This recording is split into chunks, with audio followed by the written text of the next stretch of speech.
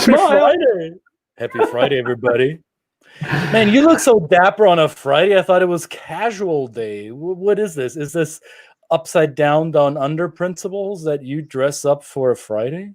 This is exactly right. I'm reversing the trend. I'm upsetting the apple cart. I'm throwing ambiguity into the mix like we always do. And this is Casual Friday for me. Okay. I want to see what you look like when you really dress up. Or maybe I shouldn't. I've seen you with a poop hat, so I'm not sure. I'm not sure where this would go. Scratch whatever I said. Welcome everybody, Two Chaps, Many Cultures Friday edition. And can you believe it? This is the 25th episode. Absolutely, that's great. Crazy. That's crazy. Which tells us that time is moving too fast, even in Rona times.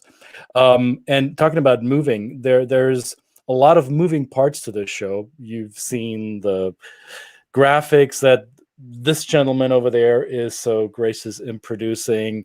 You've seen the moving times that we have. Sometimes we move it up and down.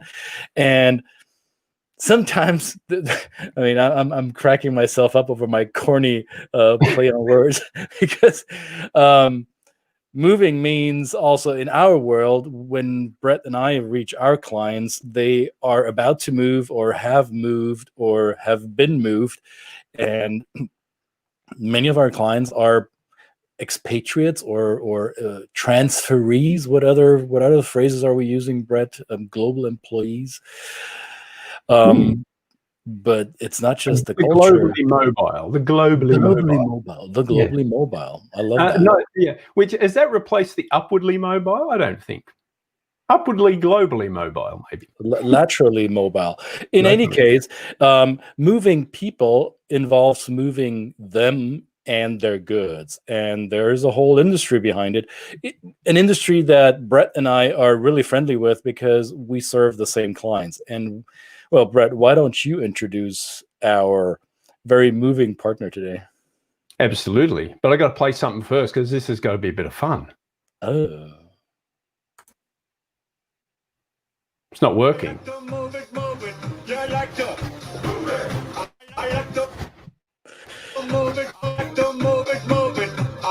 Uh-oh. This is going to get all right. with the copyright police. What's up? Mr. Cross. Okay, so I want to be super cautious about this because we've been flagged before. So this is dear YouTube. Less than 30 seconds. So this should be good. This should be covered by the Digital Millennium Copyright Act, the DMCA. I'll look this up, folks. I'm not kidding. So there is. This was a fair use. So YouTube police, if you're watching, no copyright infringement going on here, right? All right, good. Glad we settled it. Welcome, Ben Cross, the person who likes to move it. Hey, Christian, Brett, thank you for having me. It's so good to be here with you guys. Thanks, mate. Yeah, I'm a bit guilty of putting that tune in a few people's head that even commented in ahead of this. You're welcome, everybody. I like to move it. Welcome, Ben. Yes, the relocation specialist and the host, of course, his own wonderfully more popular show than this little show that could be eventually. I don't know. Love+Relo. Welcome, mate. How are you on this beautiful Friday?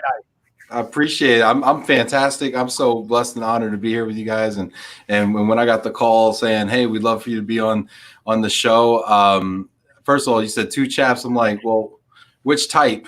And I hope I'm dressed appropriately right now myself. So are you wearing your chaps? I'm wearing half of them, if you know what I mean. Oh, okay. Let's keep the camera where it is. Okay. Yes. Don't be flagged. Very good. Well, you never know with these Texas boys. So, Ben works for I'm going to let you explain this. So, for those of you watching and don't know what the relocation industry does, in a nutshell, if you had to explain to laymen or laywomen, what is it you do?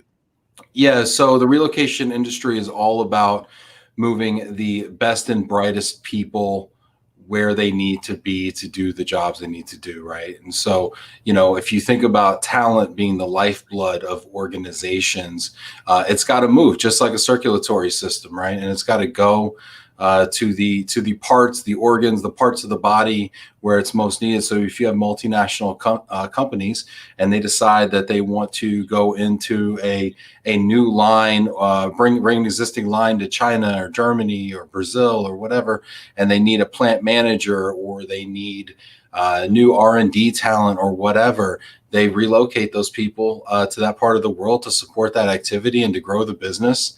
And it's a really exciting, fun industry to be in. So you drive the truck? I drive the truck. Yeah. So people ask me what I do, and I do. I work for a moving company. And basically it's basically like this, right? And so one of these shows up to your house, and hopefully somebody in much better shape than me gets out and packs everything you own. And so that's kind of, just to be simplistic, I mean, that's what the moving aspect of it is. And people ask me all the time, what do you do? And I say, I'm a mover. And then they look at me and I'm wearing a suit and I'm overweight. And they're just like, how does that work? And then you have to talk about relocation. So. But it's I mean, I'm speaking from an outside perspective. To me, this sounds like a administrative and logistical nightmare for some, wet dream for others. Those of you who like to organize stuff and manage processes, that's probably a terrific job to have. For me, that would be the worst possible scenario. So you're the man that makes sure that not necessarily the trains run on time, but the trucks go to where they need to go with everything inside, and hopefully unscathed, right? So you're responsible for not only household goods, but you move. What else do you guys move? Well, so moving is just one aspect of a relocation, and I think it's important. I think it's probably the most obvious part, but I think it's the full life cycle or ecosystem of relocation is much bigger than just moving. And so, for instance, you have moving, you have the real estate home sale, home purchase aspect, you have immigration, you have tax implications to all of this, right? Is it taxable? Is it not taxable? Do we then need to gross up this person's compensation to offset the tax hit that they just absorbed? To language, to culture, to make sure that they're successful at destination and where they are. I mean, so much. There's a service called DSPs. And DSPs, destination service providers, are the boots on the ground when you get to, Detroit from, Stuttgart, and you come over to Detroit, and they're the one that take you to, we call the Secretary of State. Some people call it the Department of Motor Vehicles, to help you get that driver's license. Maybe we'll take you to help you get a, to go look at what school districts are out there, to go look at neighborhoods. So there's so many aspects and what I call service verticals within the relocation experience. And managed relocation provides all of that under one roof to employees of companies. And so to create a kind of a cohesive employee experience, because it's such a disruptive experience. I mean, if they always say, right, it's moving, death, and divorce are the three most stressful events in people's lives, right? And so if companies aren't intentional about curating that process and making sure that it goes as seamlessly as possible, there's going to be such incredible amounts of friction that it starts to affect engagement, employee engagement. It starts to affect employee productivity. I mean, even to the point of how successful they are in that role when they get there, and how long they even stay with the company. Mm-hmm. So there's all sorts of stuff that goes into it. But yes, I'm a mover. We put stuff on trucks, and that's very simplistically what we do. When you were talking, I was reminded of this infographic that we produced for some of our clients over the years, and I've been asked in a webinar recently, where do you get those numbers from? This is an interesting graphic you put up there. So for those of you who are nitpickers and want to know the source of these numbers, this is a accumulation of data that I collected over the years from various relocation management companies, from accountancies all over the world who do the math on global reload. So this basically illustrates to a certain degree what Ben just talked about. So we have all of these costs that an employer is incurring with expatriate talent, including the salary, that's the big blue chunk here. You have the travel costs in green. You have tuition, that yellow part, if they're moving or relocating with school-aged children. You have the actual move, that's the red part. That purple part here is housing, whether it's rent or home purchase, or the delta between home sale and purchase in the new location. You have the taxes that Ben mentioned, that the tax, what did you call it, a tax slap or something like that? Gross up. A gross up. That's you gross it up, right? And then you have I'm sorry, but the gross up is so important because, especially here in the United States, and I don't know what percentage of your viewers are U.S. based versus global, but in the United States in 2017, with the Tax Cuts and Jobs Act that was passed, which reduced the corporate tax from 35% to 25%, and also increased the deficit quite a bit. But anyway, when it did that, it took away some of the deductions. And one of the deductions it took away was the moving expense deduction. So it used to be that if you moved for a job and you relocated more than 50 miles, then you could then write off those expenses against your taxes and get a deduction for it. Well, when all that went away, so now the cost of moving and the cost of many of those other services that you just showed on the pie are actually taxable to Americans now.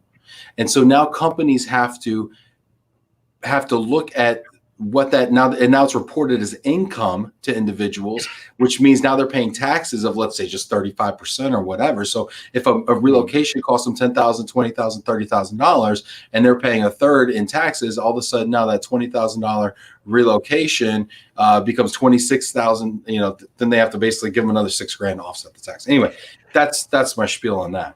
I love that, because this just shows how sometimes when we talk about these topics, whether it's actually moving stuff or moving people and their mindsets, it's often viewed by the intermediaries that we deal with. Brett and I deal with them, probably you deal with them as well, Ben, at the organizations who are the pencil pushers. Forgive me if I'm being a little bit disrespectful here, but who are the ones who manage these transitions and are not in the trenches like the three of us are, right? So this is a huge talent investment that organizations are fronting on these global professionals. And yes, these are big chunks, and yes, the salary and benefits and all the salary related items and the cost of living adjustments that is coming out of an employer's pocket are significant. Yes, I'm not trying to negate that. However, what Ben, Brett, and I are doing is basically we're the risk mitigation, we're the risk insurance. We make sure that this investment in talent is actually paying you dividends, because you have a reason why you're sending people overseas and you want them to succeed. And it's funny how I don't know if these numbers line up with yours, Ben, but the actual move accounts, according to the numbers that I crunched over the years, accounts to 4% of the overall budget for an expat assignment. Our language training, cultural training, destination services add another 3% total. So this is a small sliver of the pie compared to the whole cake here. And so the question that I always ask our clients is, well, how much is your pie worth to you? And if you're fretting over that little slice here, then good luck with the rest of your pie. Tissues are on us. Well, I think that when you look at global mobility, you look at it as an investment, and you're doing it because you're not doing it as a cost saving measure. Typically, you're not doing it because you're necessarily in contraction mode, right? In your business life cycle, you're doing it because you see an opportunity in the marketplace and you want to seize that opportunity. And you have someone who's really bright, who understands how to navigate that opportunity and bring it home and make it rain. And you put that person where they need to be to do that. And so I think sometimes companies do get a little short-sighted. And now I understand, especially right now, right? We're kind of in an austere environment, but it never really recovered since 2008, despite all of the great economy here in the U.S. and then the economic stimulus of the Tax Cuts and Jobs Act, which reduced the corporate taxability again from 35 to 21%. but we've still in relocation felt under the microscope, I think, and we felt like our costs were always being questioned. But to your point, if you look at it like an investment, and you look at like how much is that Apple engineer who invents the iPhone, how much is that person worth to the organization, right? And there's people that aren't, that they're doing jobs like that may not be so prominent as the example I just gave. But there's people that are innovating and delivering just 10x kind of value to the organization. And I don't think, to your point, I don't think it's wise to skip the insurance policy or the cultural training or the language training or the thing that's going to make that person successful in their company, in their city of choice, and make their family take root in that city. Because, we all know the saying, at least here in the States, if mom ain't happy, ain't nobody happy, right? And so we got to keep the family happy, right? So it's important to do this cultural training to care for the whole person. And I think cultural training, what you guys do and what you offer is one of the most valuable things and probably one of the most undervalued aspects of relocation and global mobility. A lot of times it's in the policy, but it might be skipped or it might be glossed over, or people don't really fully exercise the benefit. And I just think it's one of those amazing opportunities. I think it should be mandated, and I think relocation managers should be following up and ensuring that people are actually going through it, because I have a feeling once they engage with the material and they have expert trainers like yourselves to engage with, I think they're going to see the value. Well, I like the you said if mum ain't happy. I mean, there's more and more, of course, these professionals that are moving are women too, right? Sure. And, if daddy ain't happy. If the spouse ain't happy, right? If whoever your partner is ain't happy. So talking about the spouse, Tamara's just asked this great question. Is it when you bring in, and it's even part of what we do, is when we're doing cultural training, we bring in the spouse, we talk to them, we try and offer as much support for the accompanying spouse as we possibly can. So that in your field of work, of course, we're talking about the talent of the person that's going, but also the talent of the person that's supporting them. And they're often the ones that are, that are tasked with having to be there when the removers get there and to build these kind of lists of what to take and all that kind of stuff. So, yeah. And oftentimes it's a 2-income household, and that other professional, the spouse, is also talent, to your point, and they are planning to be successful at destination as well. And so if it's a career change, or if it's just with the same company but in a different office or a different outpost, I mean, they're still going to need the benefits of cultural training as well. So again, yes, I agree. Yeah, absolutely. I'm curious, how has COVID times affected the business overall? I'm not talking about your company that you're working for, but overall the pulse that you have on the relocation industry. What's been the impact that you guys have been feeling? Yeah, so this is a question that comes up daily, right? As well. Sorry to repeat that. Hey, what are you hearing? Hey, what are you? No, it's not. I mean, no, it's a great question. It's just, I talk about this all the time, and so I feel like I got a decent pulse on it.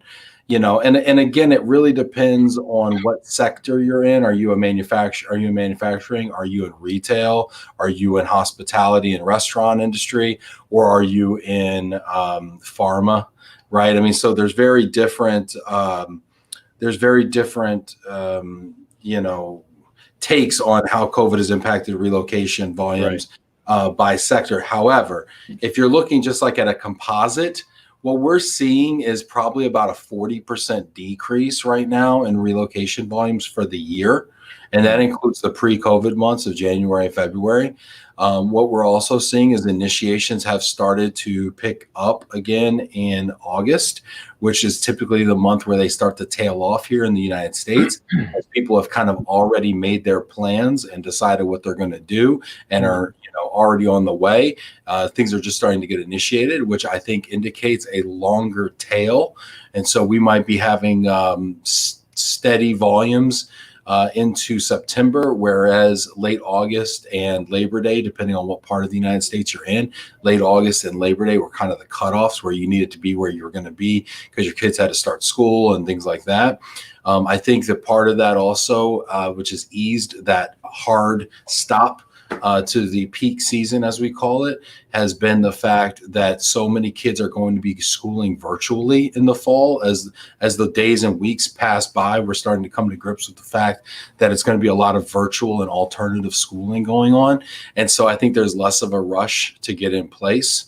And then people just have, a lot more on their mind. So that's kind of what's going on right now. I think some people were hoping that half of that volume that we were down would come back and we would end the year maybe down 20%. But because we're seeing kind of double spikes and things like this and potential secondary closures, and even people forecasting for tertiary closures in the fourth quarter, maybe, a lot of colleges are starting early in order to be done by Thanksgiving because they're anticipating a December spike again due to like the Christmas holidays and stuff like that. So, I think that's where we're at. I think you're going to see this year being down 40%. I think this is probably, when it nets out, going to be the worst year in relocation from a volume standpoint in the history of the industry. But the good news is there's only one way to go. Right.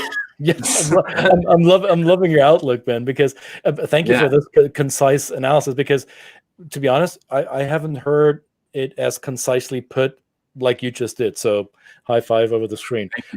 And I disinfected earlier, so just making sure. Cool. I noticed, and because a lot of the work that I touch is people leaving the US or coming into the US, and a lot of outbound, out of the US bound assignments aren't happening because a lot of countries are not allowing US citizens to enter their turf. So I have a lot of folks sitting on packed suitcases or on unloaded containers waiting to get the go-ahead sign, right? So that would lead me to believe that once Europe opens up the floodgates again, then it's going to be a rush over there. So who knows what the third quarter will hold for us. Tamara is bringing up an interesting point here. Most expatriates here in Ireland, so just to give you some context, Tamara is a U.S. citizen. She and her husband, both U.S., living in Dublin. Most expats here in Ireland struggle with tax laws, especially U.S. citizens who have to report worldwide income. Do you have any resources for that? Yeah, so they're struggling with taxes because it's a worldwide thing instead of the country thing, and that's interesting. Ireland has this reputation for being where people go so they don't have to pay tax, but now we're dealing with taxes over there, personal tax instead of company taxes. What we do in the relocation industry is we do business with a lot of the same tax accounting firms that you would know. The big four, right? The KPMG, the EYs, the Deloittes, right? And the so PwC. So we mentioned all four of them. The PwC. Yes, I'm sorry. I didn't mean to neglect your sponsors. Pepsi. And Arthur Anderson as well. So anyway, just kidding. But yes, I mean those resources I think are great. I think there's an association called Worldwide ERC, which is a great resource for relocation tax professionals. In fact, you can access their directory online for service providers. So if you wanted to look up a member and reach out to them, someone even maybe domiciled in Dublin, I would recommend that. And aside from the big four, who probably do a tremendous job, there are a bunch of accounting firms that are versed both in North American tax laws and European tax laws. So I'm happy to share some names offline tomorrow if you feel so inclined. I'd be happy to share some of them. The big four sure are great. I've also heard that not always are the big four the best partner to deal with if you're not one of their typical clients, which means a big conglomerate.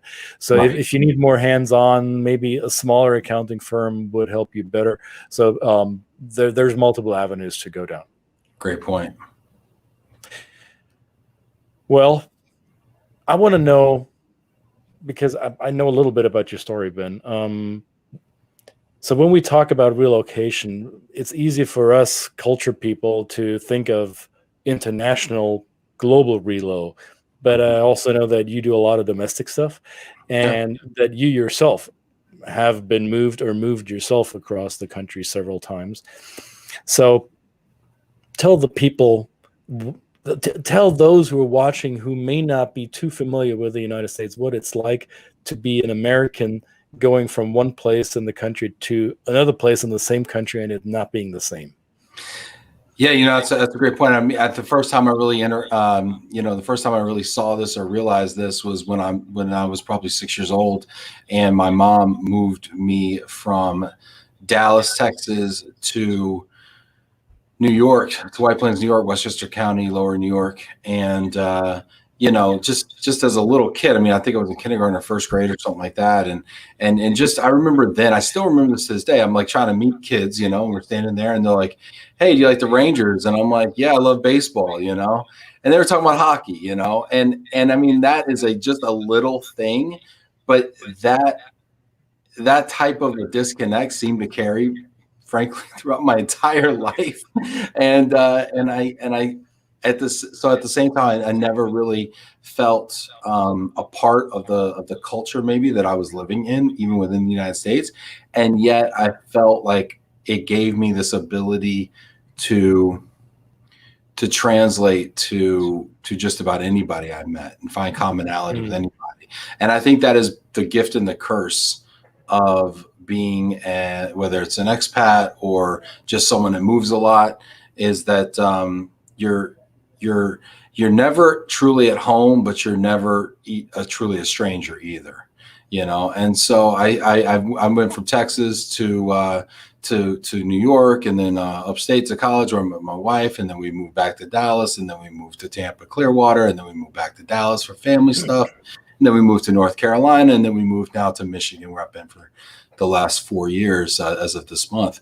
And it's been really, really interesting, living in a lot of different regions. I think that there's a lot of misconceptions about regions and cities and states within the United States, whether the South, the Northeast, the whatever.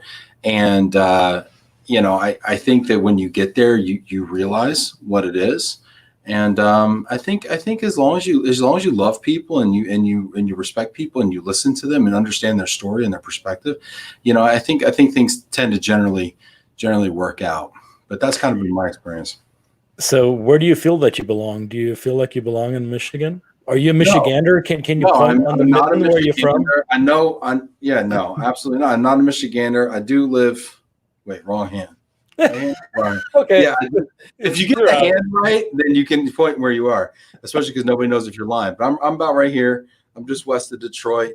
In fact, in 2 weeks, my family's going to go up to Traverse City right here, and then up to Mackinac, which is up here on the island by this award.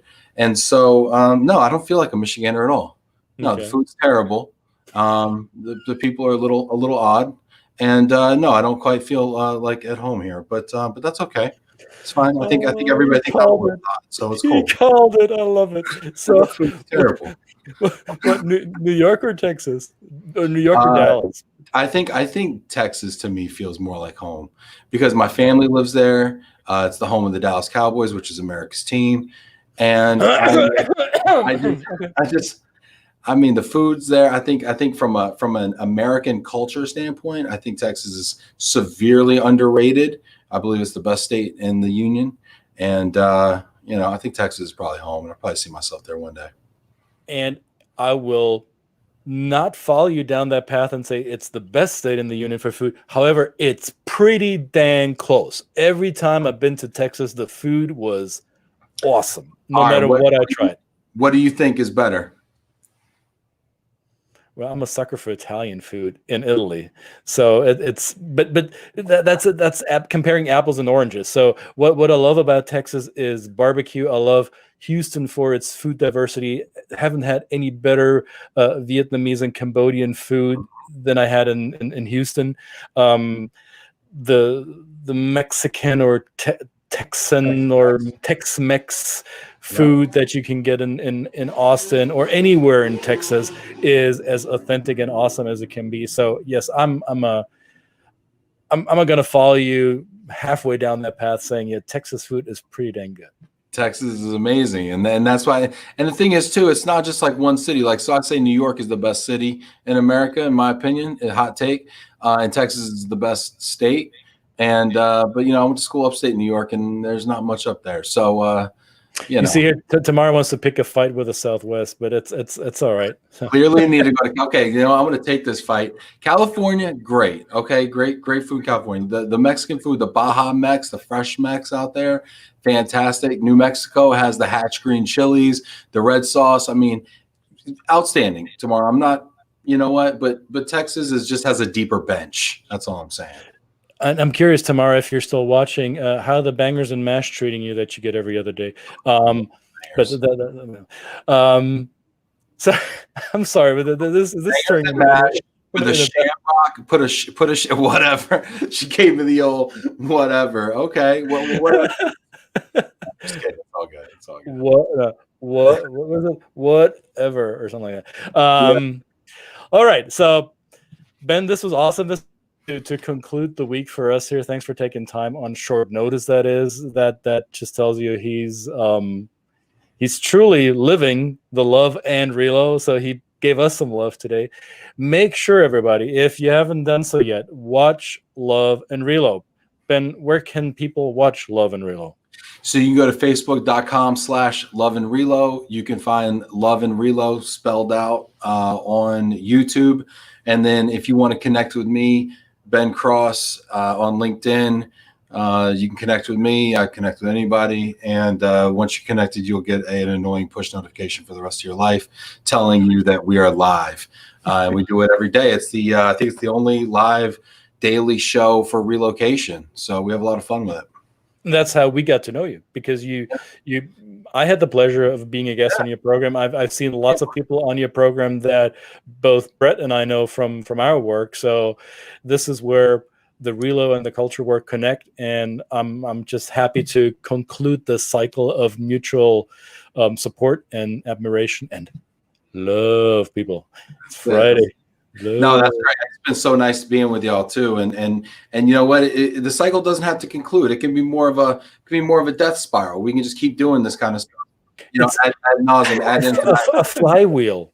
Flywheel. There you go. Right. Well, what's that book, Brett? Keep it going. I'm looking for the book. I prefer this one, right? I think it's in that book, and I think it's in Good to Great. That's where the flywheel thing is from. So Jim Collins. Yeah. Yeah. Yeah, that's great. Yeah.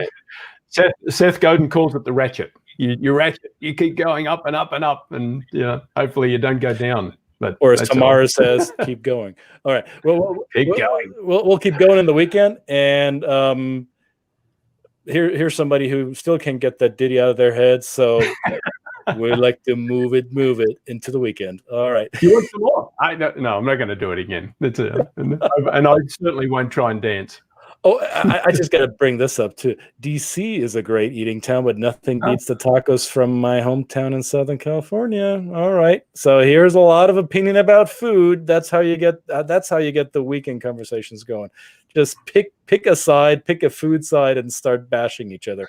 So, but what people will remember from this show, from this episode, is that Ben Cross publicly dissed Michigander food. So now we all know it. You don't go to Michigan for food. Maybe you go there for a good beer. I hear Grand Rapids is a great beer town, but don't go there for the food. So, oh no, was that are you? No, the beer culture in Michigan, the beer is phenomenal. The beer in Michigan is better than the beer in any other state. Put that on wax there. That's better than Colorado, better than California. California per capita, maybe. But not per capita. I'm saying California overall, but Michigan per capita, best beer in the country, hands down. Okay, that calls for another episode.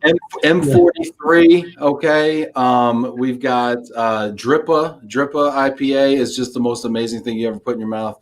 We got Founders, which is great if they weren't so racist, and then Bell's is phenomenal with Oberon, Two Hearted. I mean, it's just ridiculously good beer. So I mean, there's four right there. And I'll raise you Creature Comfort Tropicalia, Sweetwater 420. Sweetwater 420. Yeah, if you like IPAs from 2010, Sweetwater 420. It's a lovely, quaint IPA.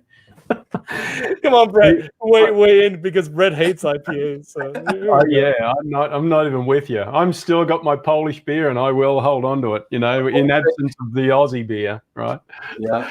So, Tamara, give us a Guinness shout out. No, that's all right. So we covered all the beer bases for now. Cheerio to everybody. Have a wonderful weekend, and please drink responsibly. There we go. Here she is. Happy all right, weekend. Thank you so much. Bye. Bye.